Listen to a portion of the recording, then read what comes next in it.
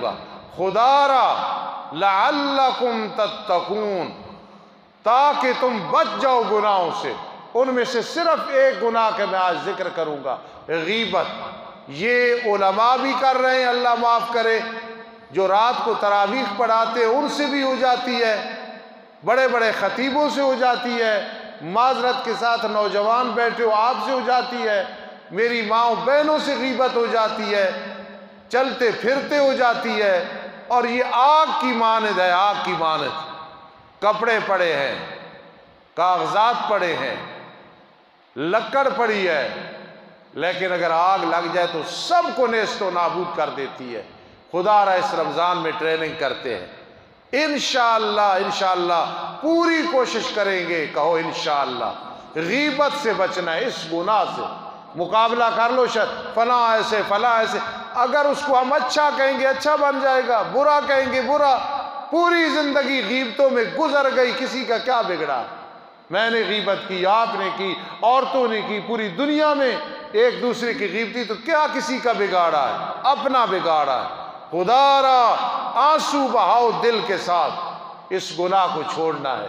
اور میں یہ کہوں گا، میں انشاءاللہ اپنی طرف سے کوشش کروں گا، اگر میرے سامنے کسی کی غیبت ہوئی تو پوری کوشش کروں گا انشاءاللہ کہ منع کر دوں گا۔ بھائی نبی علیہ السلام نے منع فرمایا، قرآن کہہ رہے لعلکم تتقون، ٹریننگ حاصل کرو اور ان گناہوں سے، غیبت ہے، جھوٹ ہے، نظر کی حفاظت کرو، جی چغلی نہیں۔ اصل روزہ یہ مقصد ہے۔ اب سناؤ بھائی، ایک کو افطاری کرائی، سحری کرائی، وہ فضائل تو سنے ہیں کہ فرض کا ثواب 70 گنا زیادہ، نفل کا ثواب فرض کے برابر، جنت کے دروازے کھل گئے، دوزخ کے دروازے۔ لیکن میرے عزیزوں، یہ ذہن میں رکھنا، اور 4 کام جو رمضان میں کرنے ہیں، پہلا روزہ ہے، ابھی ہم کرتے ہیں تاکہ سنت پہ عمل ہو جائے۔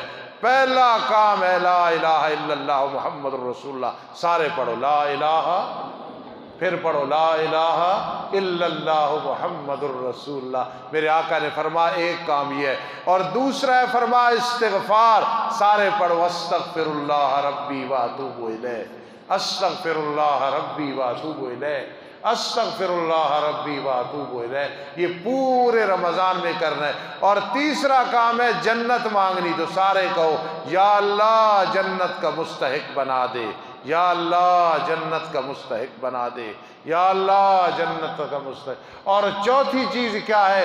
اللہم اجرنی من النار یا اجرنا من النار، اللہ جہنم سے پناہ دینا، جہنم سے پناہ دینا۔ یہ 4 کام بطور ٹریننگ میں نے آپ کو کرا دیے ہیں۔ لا الہ الا اللہ محمد رسول اللہ، استغفر اللہ الذی لا الہ الا هو الحی القیوم واتوب الیہ۔